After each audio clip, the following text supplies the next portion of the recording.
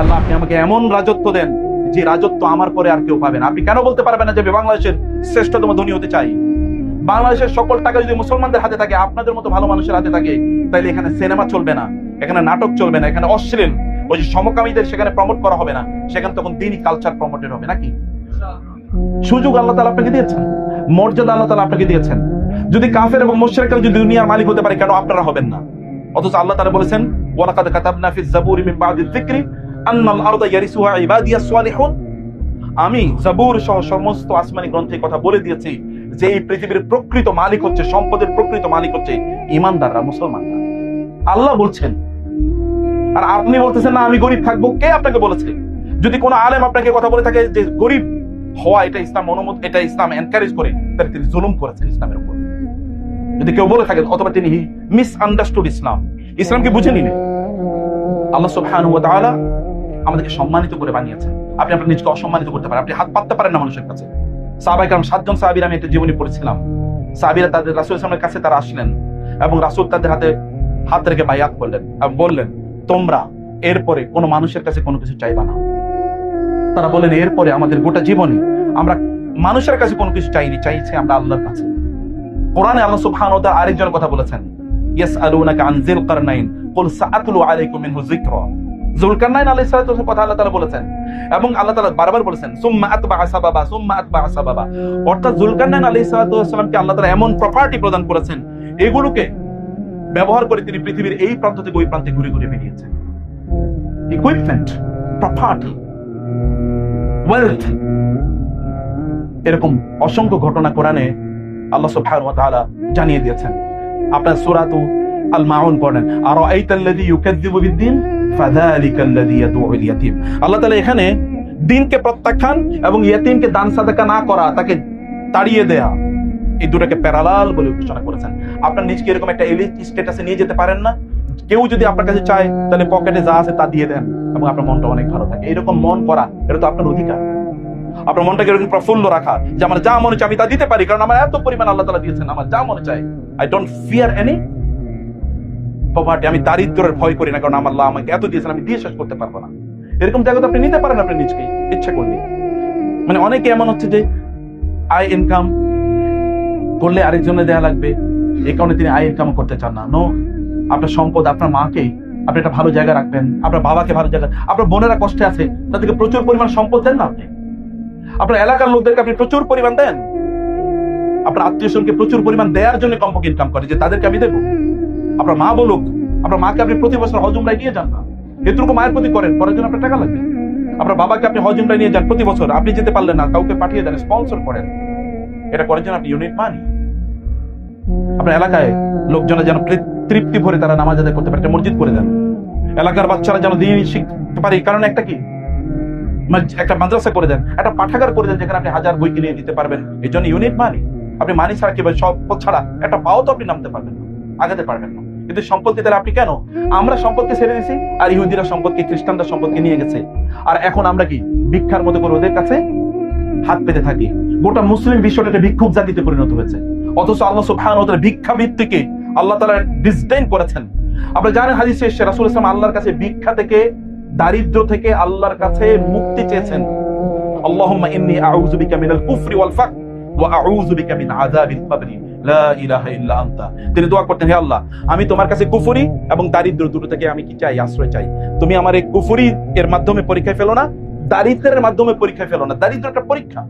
আমি বহু দরিদ্র লোককে কুফরি করতে দেখেছি, কিন্তু আমি খুব কম লোকের, ধনী লোককে আমি কুফরি করতে দেখেছি, মানে যাদের ঈমান আছে। মুসলিমদের কথা বলছি, অমুসলিমদের কথা আমি বলছি না।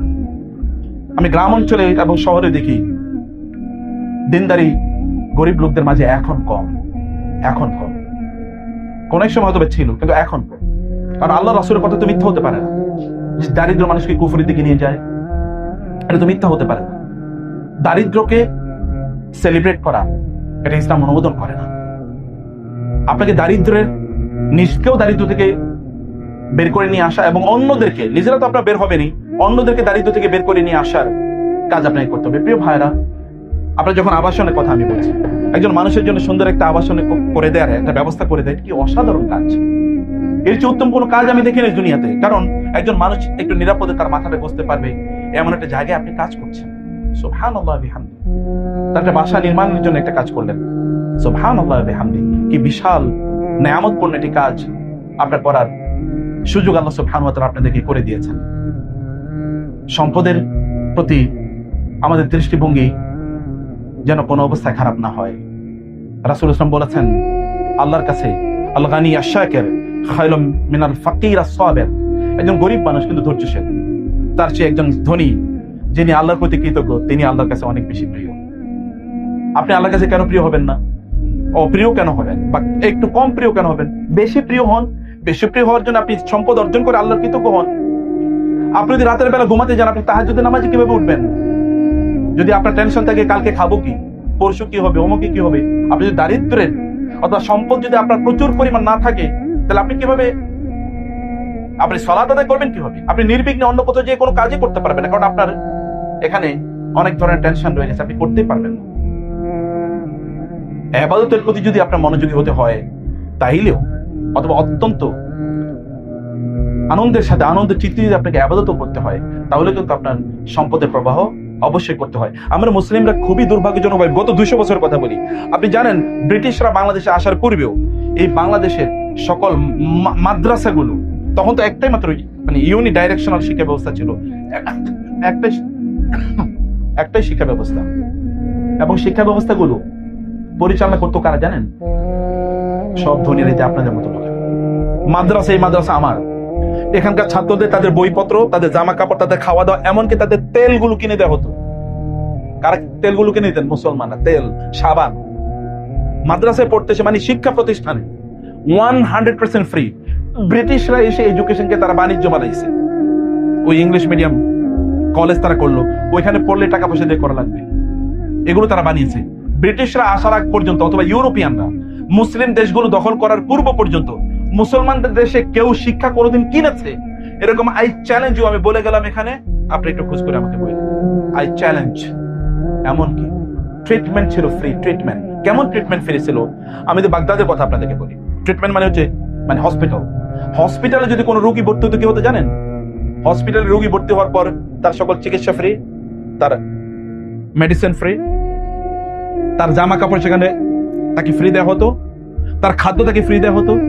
এর চেয়ে অ্যাস্টাউন্ডিং মানে খুবই আশ্চর্যজনক কি হতো জানেন? যাওয়ার সময় তার কিছু টাকা দিয়ে দেওয়া হতো। মেডিকেল থেকে যাওয়ার সময়। বলে কেন টাকা দেওয়া হতো? কারণ এই লোকটা যে এতদিন পর্যন্ত হসপিটালে আছে, এখন গিয়েই তো সে কাজ একটা পাবে না, অথবা কাজ শুরু করতে পারবে না। হতে পারে তার বাসায় কোনো খাবার টাবার নাই, যেন কমপক্ষে 1 সপ্তাহ বা 10 দিন রেস্ট নিয়ে তারপরে কাজ শুরু করতে পারে। এই কারণে কিছু টাকাও দিয়ে দিলাম। আপনি এরকম চ্যারিটি আপনার এলাকায় আপনি একটা হসপিটাল করতে চান সাধারণ মানুষের জন্য, আপনার টাকা কই? সম্পদ কই?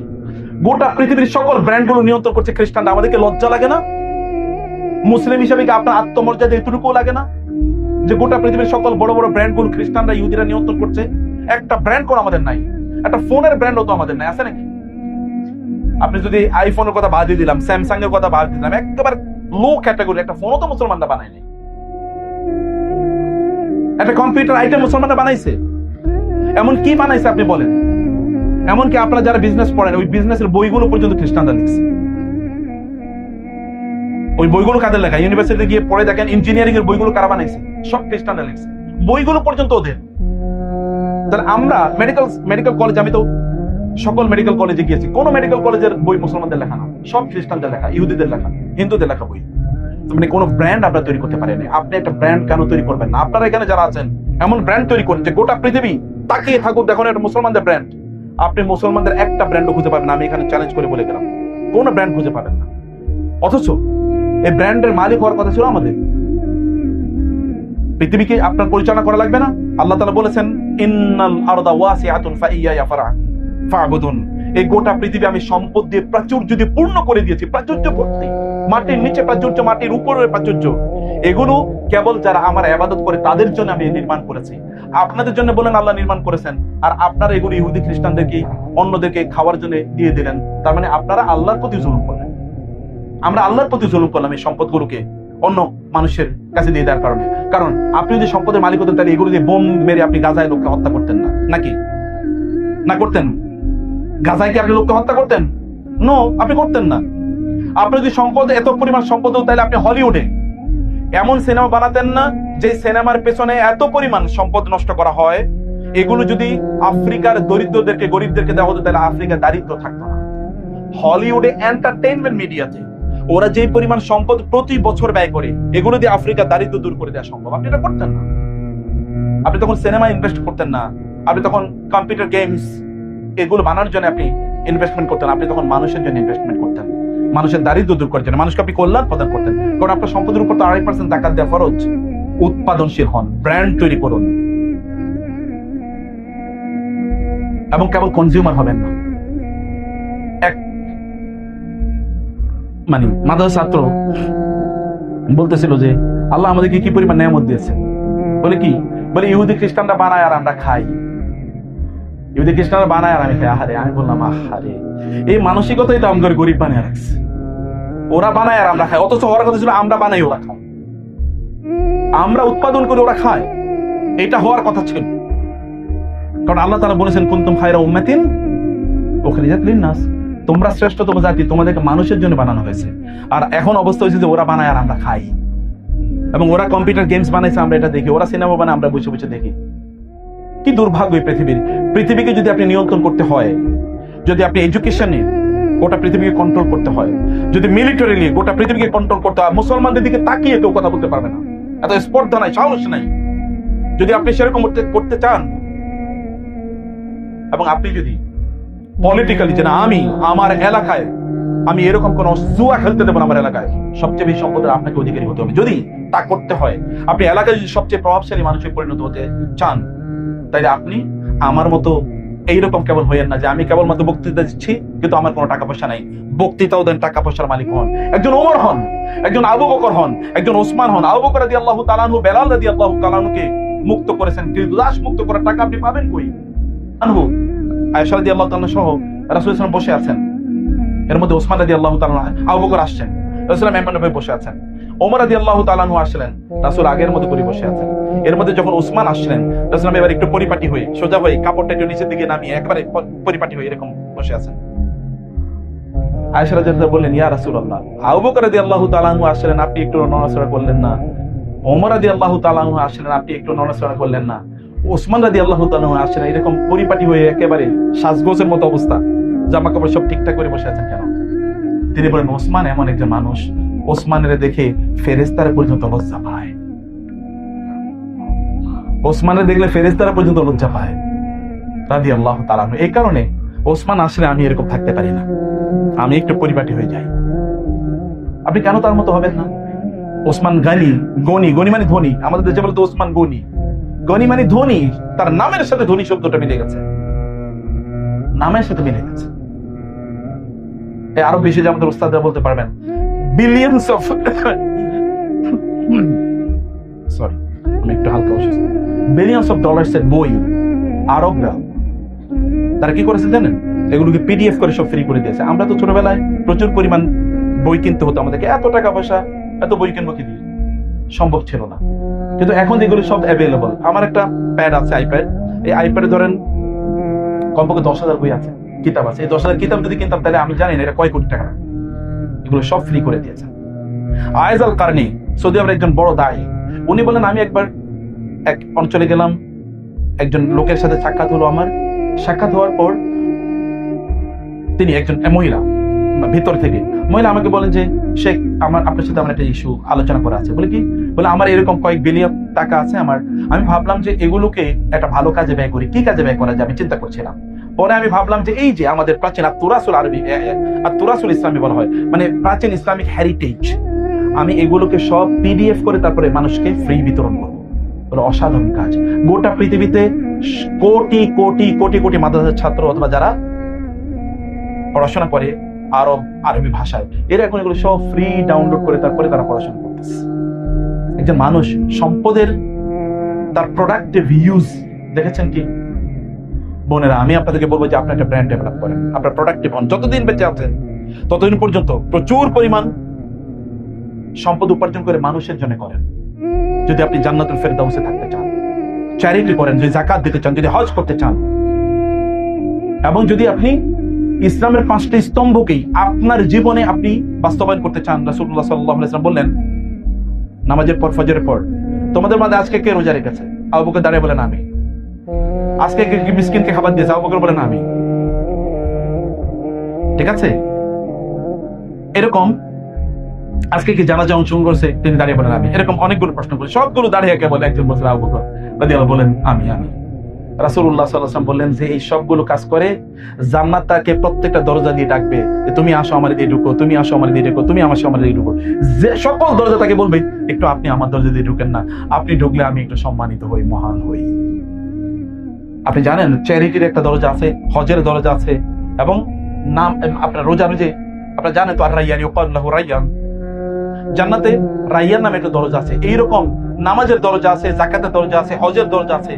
আপনি কেন সবগুলো ইবাদত করবেন না? সব দরজা আপনাকে বলবে ভাই বোন একটু আমাদের দিয়ে আপনি যান না, তাহলে আমি একটু সম্মানিত হই, একটু মর্যাদাবান হই। আপনি কেবল একটা নিয়ে কেন আছেন যে আমি শুধু নামাজ পড়তেছি, নামাজি মুসলমান? বাকিগুলো আপনাকে করতে হবে না? বাকিগুলো করতে হলে অবশ্যই সম্পদের জন্য কাজ করতে হবে, সম্পদ উপার্জন করেন। কিন্তু আরো পার্ট আছে সম্পদ কেবল আমি কেন করবো, that is a different discussion. আমি কেবল আপনাদেরকে বলতে চাই একটা মুহূর্ত নষ্ট করে দিবেন না। ব্র্যান্ডটাকে ডেভেলপ করেন, পার্সোনাল ব্র্যান্ডিং ডেভেলপ করেন। আপনাকে লোকেরা বিশ্বাস করবে, আপনার প্রতিষ্ঠান লোকেরা দৌড়ে আসবে এবং অন্যরা আপনাকে এক্সাম্পল হিসেবে দেখবে, দেখো ওই যে অমুকে তাকাও, তিনি কিভাবে ব্যবসা করছেন, তিনি কিভাবে পরিচালনা করছেন। এরকম নিজেদেরকে ডেভেলপ করুন, প্রচুর পরিমাণ সম্পদের অধিকারী হয়ে নিজের জন্য করেন, নিজকে উন্নত মুসলমান বানান, এবং আপনার আত্মীয়স্বজন, আপনার পাড়া প্রতিবেশী তার জন্য করেন, এবং দিনের জন্য করেন। দিনের জন্য করতে হলে, প্রোডাক্টিভলি করতে হলে সময়কে নষ্ট করা যাবে না। নামাজ শেষ, তারপরে বেরিয়ে পড়ুন, আবার দৌড়ে যান। যখনই আজান হবে তখন সব বন্ধ, আবার যান নামাজে, আবার দৌড়ে আসুন, আবার নামাজ। বিটুইন সালাত এন্ড বিজনেস, দুটোর মধ্যে, বিটুইন প্রেয়ার এন্ড বিজনেস, দুটোর মধ্যখানে নিজের জীবনকে তৈরি করে